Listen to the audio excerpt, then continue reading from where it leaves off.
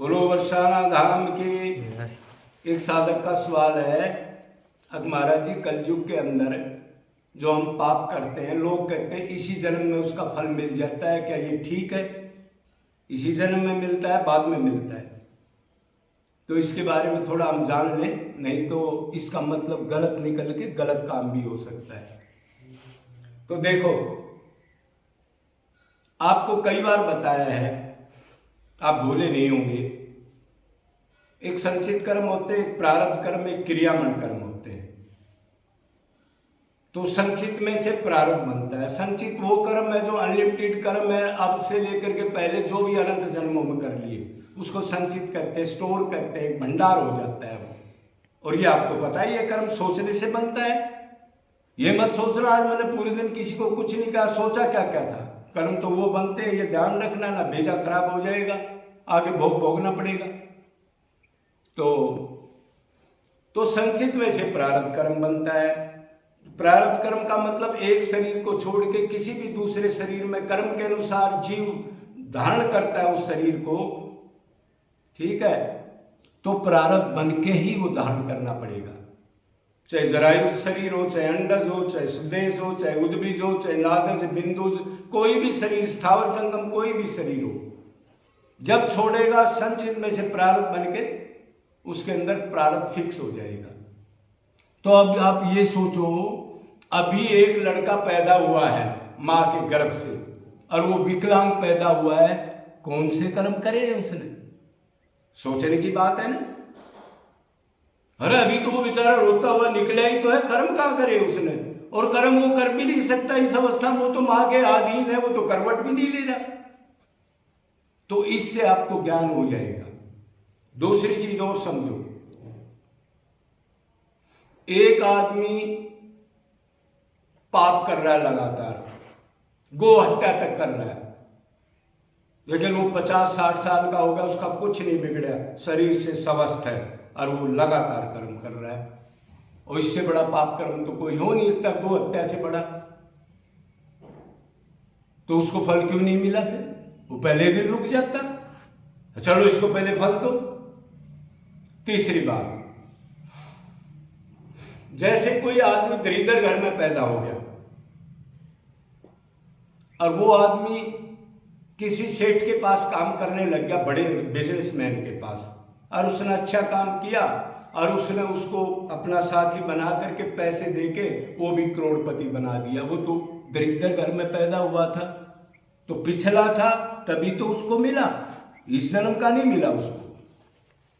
किसी की 4 शादी हो जाती है, किसी की 1 शादी नहीं होती।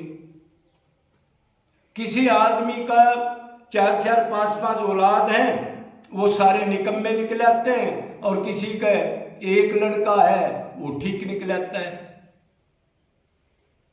तो आपको इस जन्म में फल कोई नहीं मिलता, मैक्सिमम फल पिछले जन्म के। तो ये सोचो हमारे पास कुछ दुख आया है आज, तो ये मत सोचो इस कर्म का फल है। आप ये सोचो रे इस कर्म का तो अभी बैलेंस है, तो पिछला ही भोग रहा हूं। तो आप सावधान हो करके फिर निष्काम कर्म, सेवा आदि भक्ति वगैरह में लग सकते हो, नहीं तो लापरवाह रहोगे। ये तो पिछले जन्म का, आगे मेरा क्या दशा होगी? क्यों मैंने अनंत बार, कितनी बार 50-60 साल की आयु में कितनी बार मन से गलत चीज सोची, और भगवान मन की नोट करता है, तो कितने कर्म बना लिए।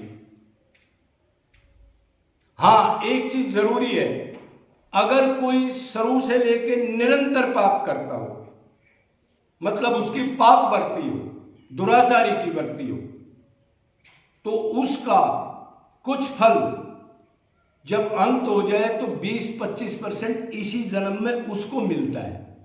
या कोई निरंतर धर्म का आचरण करता हो लास्ट तक, तो उसका 20-25% उसको धर्म का फल मिलता है। मीडियम जो लगभग आदमी है, ज्यादातर मीडियम आदमी है ना, जो थोड़ा बहुत धर्म कर लिया, पाप कर लिया, उस टाइप के आदमी को सारा पिछला मिलता है। इसलिए आप सावधान रहना, पिछले को भोग लेना, अब की बार नया कर्म, ऐसा पाप कर्म मत करना, उससे डरना। अगर आपको दुख आएगा प्रारब्ध से तो आप भगवान की तरफ लगोगे और ये सोच के प्रभु अभी आगे मेरा क्या हालत होगी जब मैं दूसरी योनियों में जाऊंगा, ये तो कर्म योनि है, मैं ठंडा गर्म ले सकता हूँ, दवाई ले सकता हूँ और अपनी रक्षा कर सकता हूँ गर्मी सर्दी से, उसके बाद मेरा क्या होगा। तो इसलिए उनको भोगना है, नया कर्म मत बनाना और फिर 84 में जाने के बाद अनंत दुख भोगने पड़ेंगे। और इस दुख को जो आपके पास आए इसको प्रसाद समझ के, ये जेल है प्रभु की, आगे इस दुख काटने के लिए एक ही दो ही चीज है, निष्काम जीवों की भगवान समझ के सेवा करना, निष्काम, और निष्काम भक्ति करके रो के उसको पुकारना अपने को आत्मा समझ के। दुख में आप उसको सुमरण करो, ऐसे सुख पे सिल पड़ो जो राम से दूर हटाए, बलिहारी उस दुख को जो पल पल राम रटाए। उस दुख को हथियार बना लो, उस दुख को रियलाइज करके आगे के दुखों को काटने के लिए भगवान से, जिसके तुम हो अंशी से, उससे प्यार कर लो। बाकी ये मत समझ लो कि इस जन्म में किया था इसी में, अभी तो अनलिमिटेड कर्म और भी पड़े हैं, इतने पड़े हैं कोई गिन नहीं सकता उनको। इसलिए ये भस्म नहीं होंगे, ये भोगते रहोगे। ये तो भस्म होंगे भगवान के विरह से, व्याकुलता से, अपना संबंध बना करके दूसरे संबंध 420 ठग मान के छोड़ दोगे तो दुनिया देख लिया आपने, सुख का लावा लेस भी नहीं है। जहां अटैचमेंट करोगे उसी चीज से दुख मिलेगा आपको। तो ये समझ करके और भगवान से प्यार कर लो और अलग से पाप मत करो, इनको भोग लो, प्रारब्ध को भोग लो, आगे ऐसा काम मत करो, भगवान में मन लगाओ। ये शरीर इसलिए मिला है, और काम तो गधे कुत्ते में भी बहुत कर लिए, ये इसलिए मिला है कि आप अंशी से असली घर की तैयारी करके, प्यार करके, रो करके, व्याकुलता से कैसी तरह उसको रिझा करके और उसको प्राप्त कर लो, ताकि दोबारा डंडे खाने के लिए मृतलोक में ना आना पड़े और सदा के लिए माला माल हो जाओगे। बोलो वृंदावन बिहारी लाल।